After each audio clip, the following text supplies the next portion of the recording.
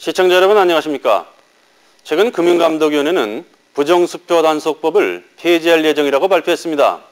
성실하게 기업을 경영하다 부득이하게 부도를 내도 바로 구속이 돼서 수습할 기회도 갖지 못하고 재기도 불가능하게 만든 경우가 많았는데 이런 문제를 시정하겠다는 게 그 취지입니다. 부정수표 단속법을 없애면 고의부도가 늘어나거나 수표의 신뢰성이 떨어질 것이라는 우려의 목소리도 있지만 기업인의 의욕을 높인다는 차원에서나 제도 개혁이라는 측면에서 바람직한 방향이 아닌가 생각됩니다. 예상되는 부작용을 다각도로 검토해 보완책을 마련하고 이번 기회에 말썽 많은 어음제도까지 함께 손질을 한다면 신용위주의 금융관행을 앞당기는 계기가 될 수 있을 것입니다. 오늘 경제전망대에서는 수도권의 아파트값 동향을 집중 진단하고 영화 쉬리를 통해 우리 영화 산업의 가능성을 짚어봅니다. 또 민간업체 가운데 처음으로 신용평가업에 진출한 서울신용정보의 윤희건 사장을 만나봅니다.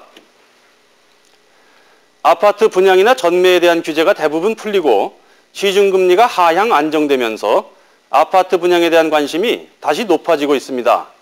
일부 조합아파트의 경우 시세 차익을 노린 자금까지 몰려들면서 과열 양상을 빚기도 했지만 여러 가지 여건을 감안할 때 아직은 신중한 판단이 필요한 것 같습니다. 올해 분양시장의 전망이 어떤지 점검해봤습니다.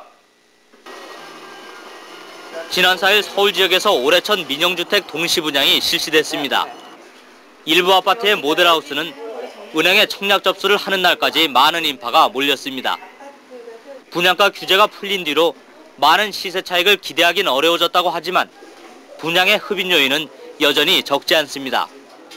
지금 살려면 한 몫에 돈을 내야 되니까 지금 가진 게 없거든요. 그러나 이거는 이제 자꾸 이제 가면서 좀 저축해가지고 그래가지고 살려고 그래요. 그러나 1순위에서 청약이 끝난 곳은 분양가를 비교적 낮게 책정한 아파트 단지 등 두 군데에 불과했습니다. 한강이 가깝고 개통이 되는 7호선 자양역이 바로 여기서 한 5분 거리에 생깁니다. 그래서 역세권이 다른 데보다는 훨씬 더. 이런 양극화 현상은 올해 분양 경쟁이 치열해지면서 더욱 두드러질 것으로 예상되고 있습니다. 이달 말 경기도 구리시 토평지구에서는 7개 민간건설업체가 2,500여 가구분의 아파트를 분양합니다.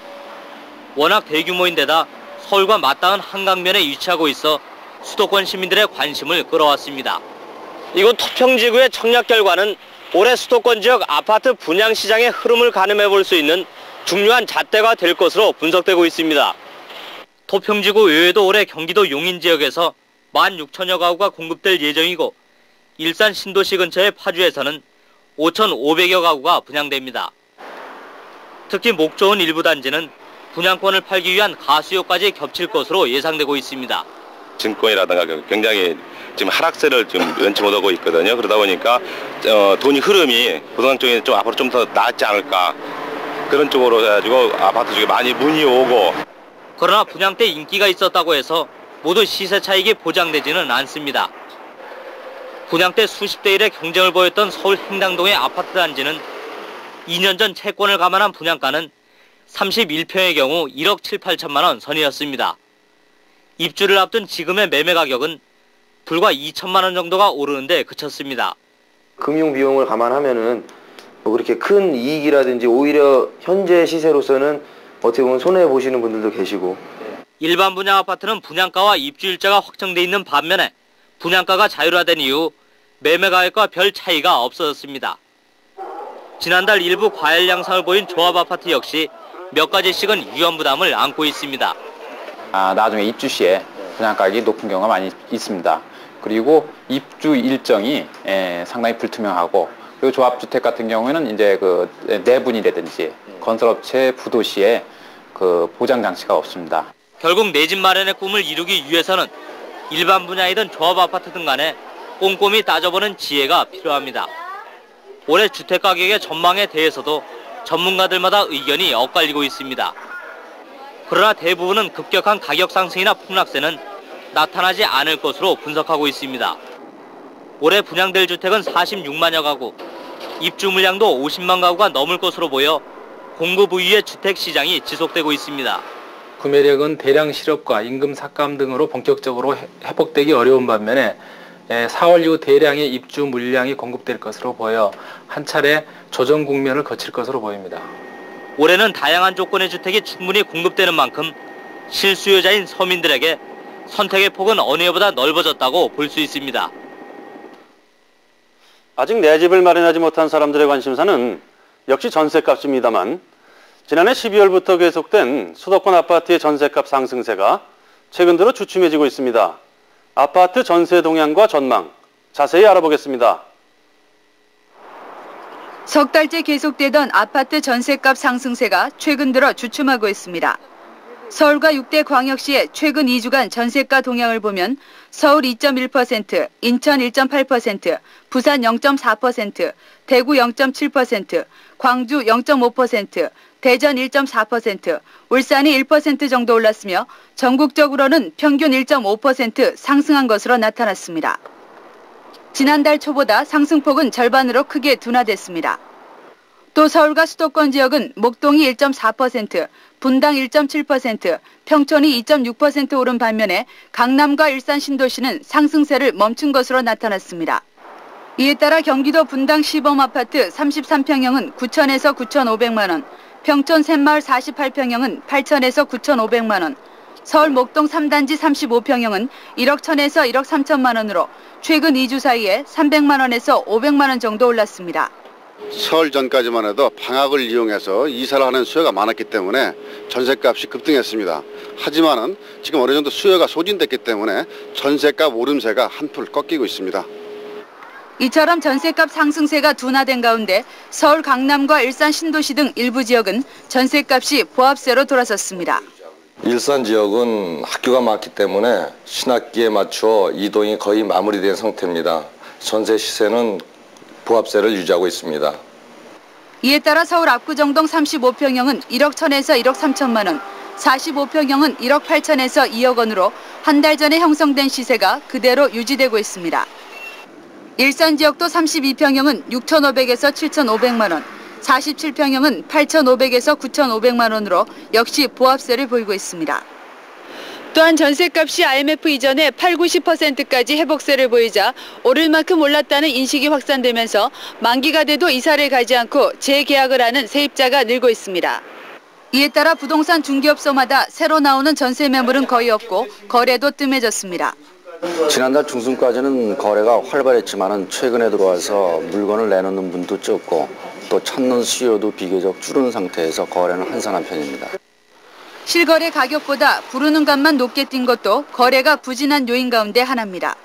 실수요자 입장으로서는 가격이 좀 많이 올랐으니까 조금 관망한 상태로 되어 있습니다. 그래서 현재 거래는 안 되고 있습니다.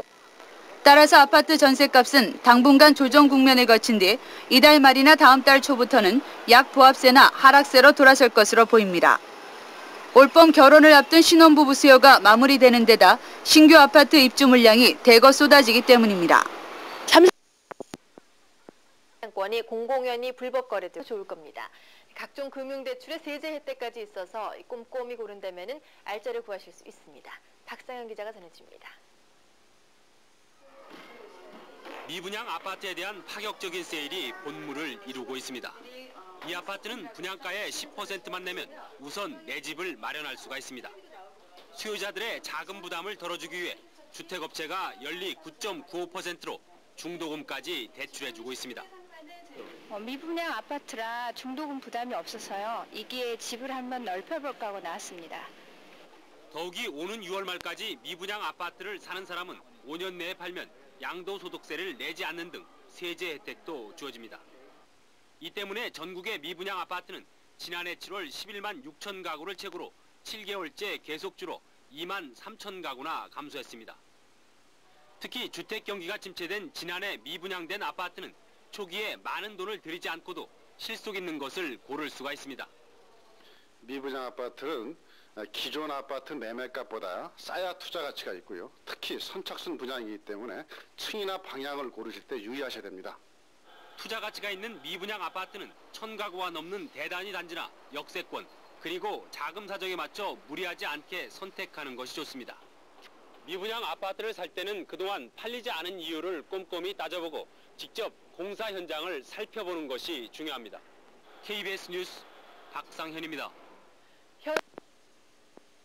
이런 현상은 지금 앞으로도 계속 규제가 좀 완화될 것 같아서 지역적으로 좀 확산될 거라고 좀 봅니다. 아, 그렇군요. 이 아파트 청약과 관련된 규제 완화는 뭐 지난해부터 시작이 된 걸로 알고 있는데요. 이 정리를 좀 한번 해주세요. 네, 우선 작년 2월 달에 그 분양가 자율화를 시작을 했습니다. 이전에 원래 분양가 원가 연동제를 했었거든요. 그런데 이제 민영 아파트 분양가가 이제 그 완전히 자율화가 됐고요. 예. 또 분양권 전매도 원래 그 중도금 이해 납부 후 그 분양권 전매가 가능했었는데요. 금년 그 3월 1일부터는 계약 후 바로 그 분양권 전매가 가능하게 됐습니다. 아, 그렇군요. 예. 이 4월부터도 뭔가 완화되는 내용이 있다고 들었는데 어떤 게 있습니까? 예, 4월부터가 완화된 내용도 상당히 많이 있는 것 같은데요. 예. 우선 그 민영주택 재당첨 금지 그 기한이 그 폐지가 된 건데요. 수도권 공공택지개발지구에서 민영주택을 분양받은 사람은 원래가 그 2년 동안은 그 다시 재당첨하지 못했는데요. 네. 이번 그 4월 중순부터는 폐지시키겠다. 아, 예. 또 그 1순위 그 자격자 1가구 2주택대에 있는 사람은 1순위가 되지 않았었습니다. 예. 근데 이번에 그 1가구 2주택이라도 4월 중순부터는 그걸 폐지시키겠다. 예. 또 청약 배수제라고 청약 통장에 오래된 사람한테 혜택을 주는 그 20배 수제 이런 것들도 이번 4월 중순에 폐지를 한다 그러고요. 예. 또 이거 말고도 그 무주택 자격 완화를 또 시켰습니다.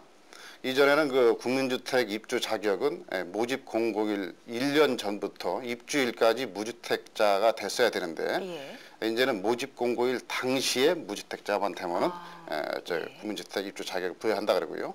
또 무주택 우선 공급도 이전엔 25.7평 이하 그 민영주택은 35세 이상 1순위자한테 5년 이상 무주택자가 됐을 때는 우선 공급을 해줬었는데요. 이것도 이번에 폐지시킨다 그러고요.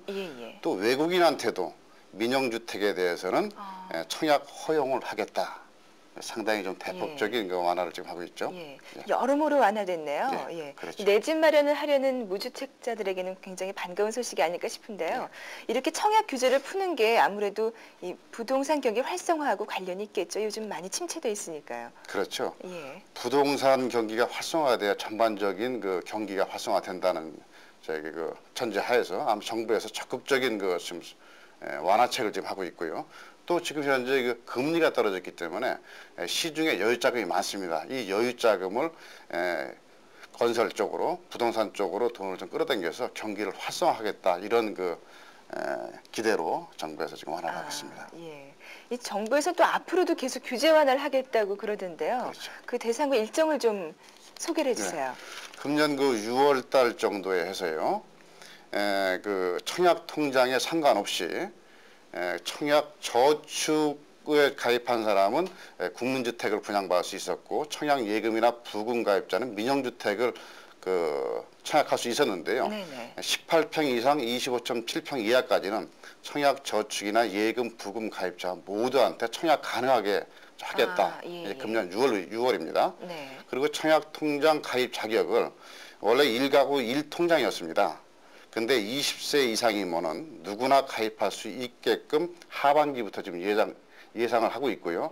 이로 인해서 이제 한 집에 다 통장을 가질 수 있는 그래서 더 많은 청약자가 나올 수 있게끔 지금 정부에서 더 완화하겠다. 그러니까 지금 청약 통장 종류에 상관없이 민영주택, 국민주택을 다 지원할 수 있다는 얘기신데 청약 통장은 아까 말씀하신 것처럼 예금, 부금, 저축 세 종류가 있잖아요. 그렇죠. 이 종류에 따라서 분양 가능 평수가 다르진 않나요? 어떻습니까? 다 틀립니다. 예. 청약 저축은 지금 현재 매월 그 2만 원에서 10만 원까지 그 불입하는 건데요. 5천 원 단위로 자유롭게 그 불입할 수 있고요. 요거는 그 25.7평 이하의 국민주택 기금을 지원받는 국민주택을 청약할 수 있는 자격이 부여가 되고요. 청약 예금은 민영주택 을 분양받을 수 있는데요. 예치금에 따라 차등이 됩니다. 서울, 부산 지역의 경우는 300만 원 예치했을 때는 25.7평 이하, 이게 이제 전용 면적입니다. 600만 원 이하면은 25.7평에서 30.8평까지, 네. 1000만 원이면은 30.8평에서 40.8평까지, 1500만 원이면 40.8평 초과된 민영주택을 신청할 수가 있고요. 청약 부금은 매월 5만 원에서 50만 원까지 저축할 수 있는데요. 1만 원 단위로 자유부여받을 수 있습니다. 요거는 25.7평 이하의 민영주택을 청약할 수 있는 그 자격이 부여가 되는데요. 네. 금년 6월부터는 청약 저축이나 청약 부금이나 청약 예금 300만 원짜리 가입자는 18평 이상 25.7평까지는 민영이나 국민주택이나 같이 부여할 수 있는 게 이번에 또 완화된다고 했죠. 네, 그러니까 이게 통합이 돼서 지원할 수 있다는 얘기인데 참 많은 제도 변화가 있어요. 이럴 때 일반 투자가들이 어떻게 이 변화에 대처하는 게 좋을까? 올바른 방법 좀 알려주세요. 예, 이번에 이 변화되는 것 때문에 그동안에 손해보는 사람도 많이 있습니다. 실제 장기 저축자한테 손해보고요. 그렇기 때문에 청약 통장에 대한 제도에 따라서 새롭게 그 청약 전략을 세워야 된다고 봅니다. 네, 이 제도 변화에 민감하게 대처해서 올바른 그 전략을 세우셔야 될 것 같아요. 오늘 말씀 고맙습니다. 고맙습니다. 청약통장 가입 후 2년만 지나면 누구나 똑같은 1순위로 청약할 수 있게 됩니다. 집을 2채 이상 가지고 있어도 새로운 민영주택에 1순위로 청약할 수 있고 18평 이하 국민주택의 경우는 집 없이 산 기간에 관계없이 분양 당시에만 무주택자이면 입주 자격이 생깁니다.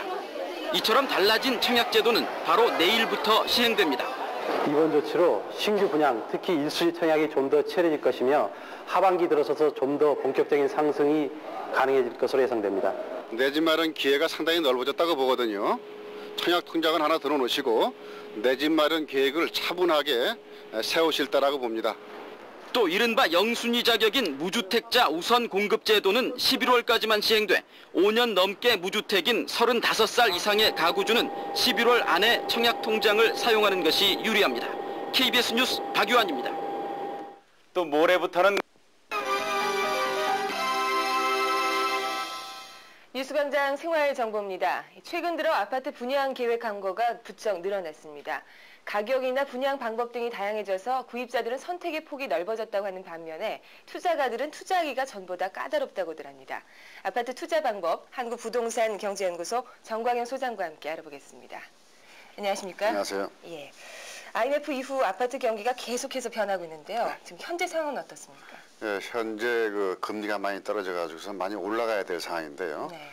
1월부터 한 4월 정도까지는 어느 정도 좀 그 수요가 많이 있었지만은 실제적으로는 호가만 올라갔지 크게 올라간 건 아니고요. 지역적으로 차별화된 아주 좋은 지역만 일부 올랐고 그 외의 지역은 그렇게 많이 올라가지 않은 현상이고요. 예. 이런 현상은 지금 현재 그 아파트 공급도 이번 달부터 다음 달까지 한 서울 수도권 지역에 1만 4천 가구 정도 이상의 공급 물량도 나오고요. 또 분양가 자율화가 됐기 때문에 이전같이 큰 시세 차익이 나오지 않는다. 그렇기 때문에 투자에 대한 기대 이익이 상대적으로 적다. 그래서 실제적인 호가 공백만 지금 있는 현상입니다. 네. 현재 전세금은 올라가고 있는데 아파트 값은 그대로 옛날 가격 그대로 유지되고 있잖아요. 네. 이 현상은 왜 이렇게 일어나는 거죠? 예, 전세 금액이 올라가는 거는 그 작년 IMF 상당히 힘들었을 때 이사하려는 수요도 실제적으로 그 전세금을 빼지 못해서 이사를 못 갔습니다. 그런 분들이 지금 금년에 좀 이사를 가는 현상도 한꺼번에 몰렸고요. 네. 또 작년에 신혼 결혼을 할 분들도 한 1년 늦췄다가 금년에 또 결혼하시는 그렇죠. 새로운 수요도 좀 생겼고 이런 분들이 일시적으로 지금 이번에 몰렸거든요. 또 상대적으로 작년에 전세 대란이 한번 났었습니다. 그래서 금액이 전세 금액이 많이 떨어졌던 게 금년에 기술적인 반등, 그거에 대한 반등된 게 일부 있었기 때문에 전세 금액이 올라가는데요. 네. 또 실제 주인 입장에서는 전세 금액이 지금 금리가 떨어지니까는 예를 들어서 5천만 원 전세를 받는다 그러면은 은행에다가 예치를 한다 그러면 실제적으로 한 30만 원 정도뿐이 수익이 안 되거든요. 그렇죠. 그러니까는 예. 전세금을 좀 올려받는 그런 현상 때문에 전세금은 올라갑니다. 예. 주택 보급률이 상승했기 때문에 그런 일이 생기는 것도 아니고. 그렇죠. 또 지금 주택 보급률이 우리가 90년도에는 한 72.4%뿐이 안 됐었거든요. 예. 근데 95년도에 86%가 됐었고, 예. 96년도에 89.2%, 98년도에 93%, 상당히 빨리 올라갔죠. 그렇죠. 그러니까 이전에는 아파트가 모자랐을 때는 금액이 많이 올라가는데, 네. 이제 지금 현재 금년 5월 9일부터 건축법이 또 개정되어 갖고서 다가구 주택, 원룸 주택이라고 합니다. 네. 이것도 다세대 같이 분할 등기가 가능해졌습니다. 그게 실질적으로 전국 주택 보급률의 약 8% 정도 차지하거든요. 그러면은 지금 현재 수치상으로 한 100%가 넘는 주택 보급률이 됐다. 그렇기 때문에 실제적으로 주택이 모자르지 않으니까는 네. 뭐 올라갈 이유가 그렇게 많지 않다. 이렇게 봅니다. 예. 예. 자, 아파트 가격에 있어서도 대형 아파트와 소형 아파트 가격 차이가 많이 났었는데 이제 네. 좀 줄어들고 있죠? 그렇죠. 이전에는 그 소형, 조그만 아파트를 많이 지라고 해가지고서 대형 아파트들이 상대적으로 희소 가치가 있습니다. 예. 그래서 많으면 소형 아파트하고 대형 아파트의 가격차가 2배 이상 차이 났었거든요. 같은 평형 단위로. 근데 이제 이제는 이제 그 소형 의무 비율이라는 게 마음대로 질 수 있습니다. 그렇기 때문에 아파트가 대형이나 소형이나 거의 이제 같아질 수뿐이 없다. 지금 현재 신도시 주변에서는 대형 아파트 금액이 비쌌던 게 지금 내려오고 있는 상황이거든요. 예. 그래서 앞으로는 결국은 거의 비슷한 수준으로 가격은 갔을 뿐이 없다. 그럼 큰 평수를 사려는 분들은 손해가 되겠네요, 오히려. 이제 본인이 꼭 그만한 평수를 필요한 상태로 사셔야죠. 사용하는 개념으로. 네. 그거를 재테크 관념으로 해가지고서 대형 아파트를 사겠다는 거는 조금 자제를 하셔야 됩니다. 예. 자, 그렇다면 이제부터 아파트 구입할 때 어떻게 해야 되나? 이게 가장 중요할 것 같은데요. 선택 기준을 좀 말씀해 주세요. 예, 보통 지금 현재까지는 뭐 단지 규모, 대규모냐, 교통 역세권이 어떤가, 또 환경, 주변 환경이 어떤가, 회사의 지명도 이 정도만 봤었는데요. 네. 이제는 좀 변한 게 가격 차별화가 상당히 많이 됐습니다. 분양가 자율화가 됐기 때문에 예. 그 아파트마다 가격이 틀리게 가격을 제일 먼저 보셔야 되고요. 네. 또 기존 아파트 사시려고 그러면은 이게 몇 년도 아파트냐 이걸 보셔야 됩니다.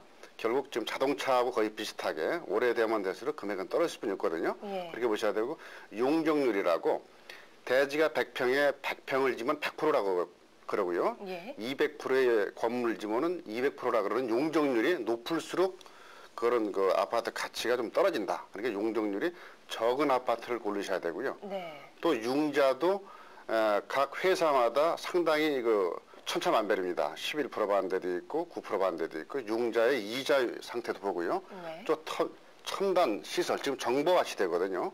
그렇기 때문에 광통신이 들어갔는가 또 홈워터가 얼마큼 잘 됐는가 정보화 시대에 맞는 아파트를 선택하시는 게 추가된 그 아파트 선택 기준입니다. 네. 좀 정보 쪽도 이렇게 좀 내장된 아파트를 구하는 게 그렇죠. 네, 훨씬 좋겠네요. 이제 뭐 아파트 구하는 게 자동차 사는 것 같이 변하는 것 같아요. 그렇죠. 이제 오래되면 오래될수록 금액은 떨어질 뿐이 없고요. 예. 또 지금 30층짜리 아파트 전원 거를 나중에 재건축을 할 때는 결국 30층뿐이 못 짓거든요. 네. 결국 내 돈 들여서 집 짓는 그런 상황이 지금 벌어질 거라고 봅니다. 네, 말씀하신 대로 이제 아파트 투자 개념이 아니라 사용 개념으로 보는 게 정확하네요. 그렇죠. 네, 오늘 정보 고맙습니다. 감사합니다. 오늘의 주요 뉴스입니다. 분양가를 치솟게 만들고 있습니다. 박상현 기자의 취재입니다. 내일부터 선착순으로 분양 신청을 받는 한 고급 아파트의 견본주택 앞입니다. 대형 평수는 분양가가 1,000만 원 가까이 되지만 이미 늘어선 줄이 공급 가구 수를 훨씬 넘어섰습니다. 오늘 새벽 1시부터요. 몇 평 신청할 건가요? 70평이요. 친구 같은데 어떻게 같이 전부 따로따로 신청하나요? 예.